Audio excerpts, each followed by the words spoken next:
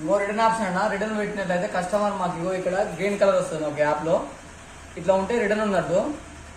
ఇట్లా రిటర్న్ వచ్చినాక start cues ఒత్తుకుంటాం.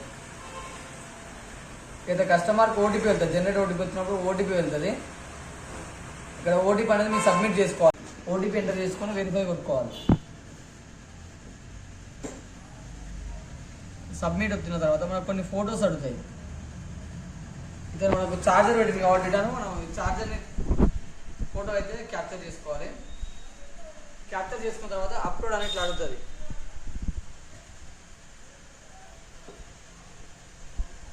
Upload చేసుకున్న తర్వాతకి మనకైతే అది ఐటమ్ సేమా కాదని మనం ఇందులో ఇక్కడ చెకప్ చేసుకోవాలి. సేమ్ ఉంది కాబట్టి ఓకే అని మనం క్లోజ్ చేసుకోవాలి. ఇక్కడ ఎస్ పైన క్లిక్ చేసుకోవాలి. సేమ్ ఉంటుంది. ఒకవేళ సేమ్ లేకపోతే నో పెట్టి అక్కడ రిమార్క్ ఏంది ఐటమ్ వేరు పెట్టిననుకో వేరే ఐటమ్ పేరు కొట్టి అక్కడ రిమార్క్ పెట్టాలి. ఇప్పుడు నెక్స్ట్ వస్తుంది, మళ్ళీ 3 క్యాప్చర్స్ అడుగుతుంది. ఈ యొక్క పార్సల్ని ఏదైతే కవర్లో పెట్టి పంపిస్తామో ఆ కవర్ యొక్క బార్ కోడ్ మనకి ఇక్కడ అడుగుతుంది. ఆ బార్ కోడ్ మనం స్కాన్ చేసుకోవాలి. ఈ స్కాన్ మనం ఇక్కడ స్కాన్ చేసుకోవాలన్నా. ఓకే, స్కాన్ అయిపోయింది. ఆల్ రైట్ మార్క్స్ పడ్డాయి.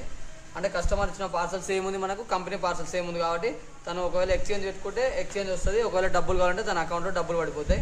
ఇక్కడ మేము ప్రొసీడ్. ఓకే, సెల్ఫ్ ఓకే అనేది సబ్మిట్ అయిపోయింది. ఓకే, కంపెనీకి అయితే పోతాయన్నా.